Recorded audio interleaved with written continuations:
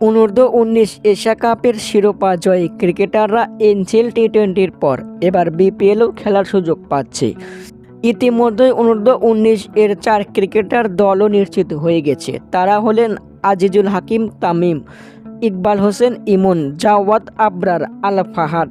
অনূর্ধ্ব-19 দলকে নেতৃত্ব দেওয়া আজিজুল হাকিম তামিমকে দলে ভিড়িয়েছেন রংপুর রাইডার্স। এবার বিপিএল রংপুরের হয়ে খেলবেন আজিজুল হাকিম তামিম। অনূর্ধ্ব-19 দলের অন্যতম পেসার ইকবাল হোসেন ইমনকে দলে ভিড়িয়েছেন ফরচুন বরিশাল। এবার বিপিএলে ফরচুন বরিশালের হয়ে খেলবেন ইমন। এছাড়াও জাওয়াদ আবরারকে খুলনা টাইগার্স ও আল ফাহাদকে সিলেট স্ট্রাইকার্স চুক্তি করতে পারে, যদিও এখনও তাদের বিপিএল খেলার বিষয়টি জানা যায়নি। তবে 2-1-এর মধ্যেই তাদের চুক্তি করবে দুই দল।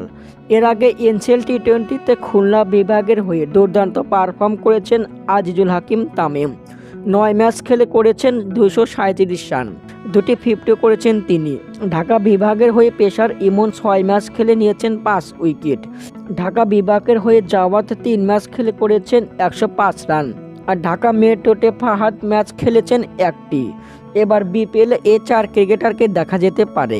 দর্শক, আপনাদের মতামত কি কমেন্টের মাধ্যমে জানিয়ে দিন। ধন্যবাদ।